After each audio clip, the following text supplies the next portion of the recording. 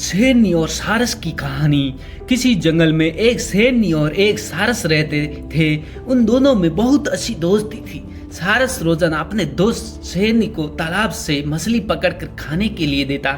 इसी तरह उनकी दोस्ती बहुत गहरी होती चली गई। सारस बहुत सीधा साधा था, लेकिन शेरनी बहुत शैतान चालाक थी। एक दिन शेरनी ने सोचा कि क्यों ना अपने दोस्त सारस को खाने पर बुला लूं। उसने अपने दोस्त के लिए सूप तैयार किया और सारस को खाने को बुलाया। सारस जब अपने दोस्त शेरनी के घर पहुंचा तो शेरनी ने मजाक करते हुए जानबूझकर सारस को सूप एक थाली में परोसा।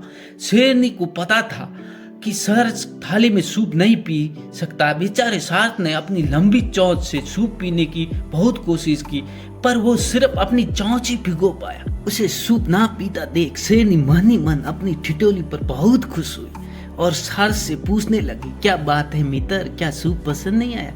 दूसरी तरफ शेरनी अपनी जीभ से चाट चाट कर सारा सूप पिए जा रही थी। सारस बोला, नहीं मित्र, ये तो बहुत स्वादिष्ट है। सारस ने जब देखा कि सूप को थाली में परोसा और शेरनी जानबूझकर उसे सवाल कर रही है तो वो समझ गया, लेकिन उसने वहां कुछ नहीं बोला।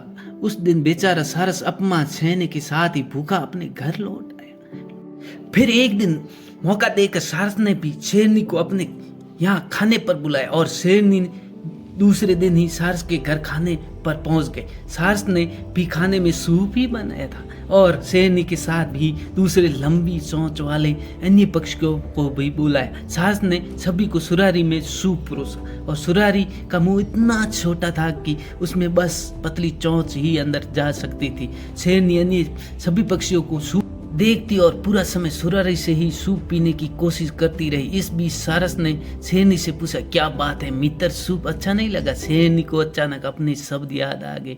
शेरनी को बहुत शर्मिंदगी महसूस हुई, लेकिन कुछ कह नहीं सकी और अपने घर को लौट गई।